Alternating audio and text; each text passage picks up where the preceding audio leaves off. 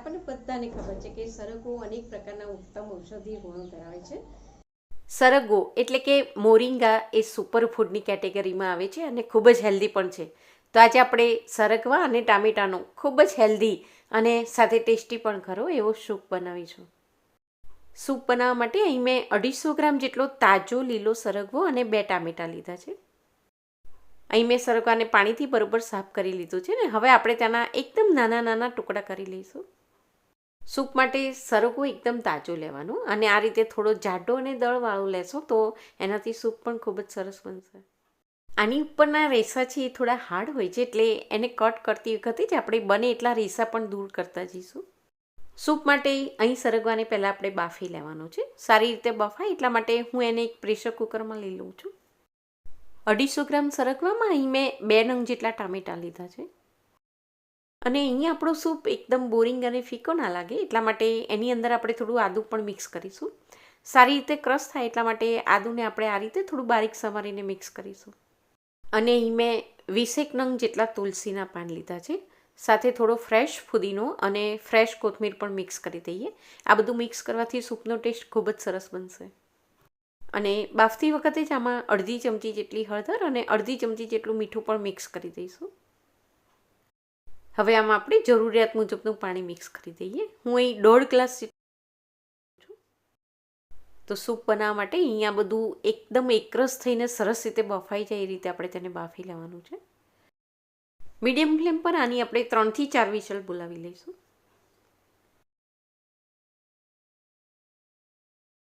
અહીં મેં medium flame પર 4 વિસલ બોલાવી લીધી છે.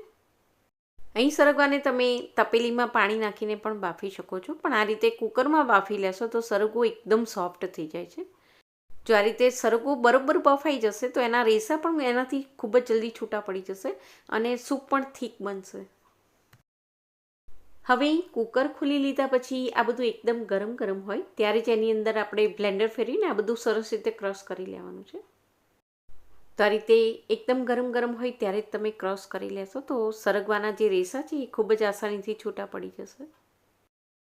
હવે ક્રશ કરી લીધા પછી સારી રીતે ગાળી શકાય એટલા માટે એમાં થોડું પાણી ઉમેરીને ફરી એને આપણે થોડું પાતળું બનાવીને એકવાર બ્લેન્ડર ફેરવી દઈશું. સરગવાનો ઉત્તમ ગુણ એ છે કે એ એન્ટીબેક્ટેરિયલ છે અને એન્ટી ઇન્ફ્લેમેશન પ્રોપર્ટી ધરાવે છે. એટલે શરીરમાં ક્યાંય પણ સોજા આવ્યા હોય તો એ દૂર કરે છે અને વાયરલ અને બેક્ટેરિયાથી થતા રોગો સામે પણ એ રક્ષણ આપે છે. અને સરગવામાં રહેલું વિટામિન સી છે એ હાડકાને મજબૂત કરે છે. એટલે આર્થરાઇટિસના દર્દી હોય કે પછી સાંધા અને હાડકાના દુખાવા માટે તો આ એકદમ ઉત્તમ છે. હવે એક ગળણીની મદદથી આને આપણે ગાળી લઈશું. સરગવાના ઝાડ પર ઉગતા સરગવાના પાન જેને આપણે મોરિંગા લીવ્સ કહીએ છીએ એ પણ ખૂબ જ હેલ્ધી હોય છે. એની રેસીપી પણ મેં ચેનલ પર બનાવીને મૂકેલી છે. એની લિંક પણ હું તમને નીચે ડિસ્ક્રિપ્શન બોક્સમાં આપી દઉં છું. એ પણ તમને ખૂબ જ ઉપયોગી થશે. સરગવાને જ્યારે બાફો ત્યારે બાફતી વખતે જ એમાં તમે અડધી ચમચી જેટલી હળદર મિક્સ કરી દેશો ને તો એનાથી સૂપનો કલર ખૂબ જ સરસ બનશે. તો જો ખૂબ જ આસાનીથી બધા જ રેસા રિમૂવ થઈ ગયા છે. હજી આને આપણે ઉકાળીશું ત્યારે એ થોડો વધારે ઘટ્ટ બની જશે. તો હવે આને આપણે ગેસ પર લઈ લઈએ. અહીં સરગવાને આપણે સરસ રીતે બોઇલ કરી લીધો છે એટલે સૂપને અહીં આપણે ફક્ત 2 થી 3 મિનિટ માટે જ ઉકળવા દઈશું.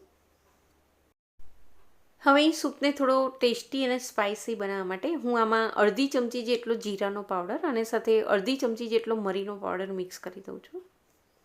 અંદર આપણે જે આદુ, ફુદીનો, કોથમીર અને તુલસી એ બધું મિક્સ કર્યું છે એ બધું જ આ સૂપને ખૂબ જ હેલ્ધી અને ટેસ્ટી બનાવશે.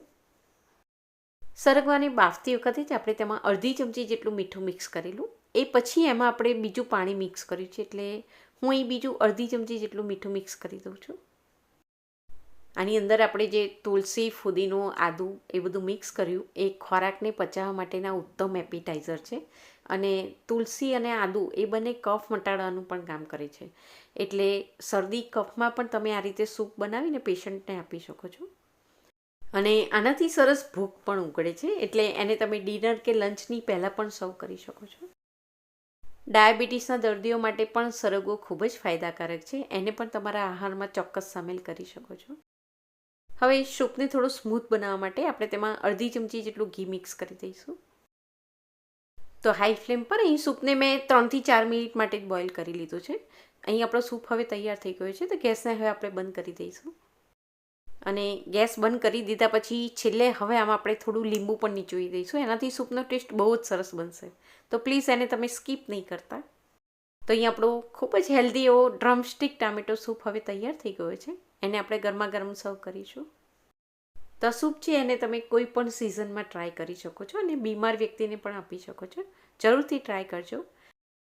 ફરી મળીશું બીજી એક નવી જ રેસીપી સાથે. Thank you.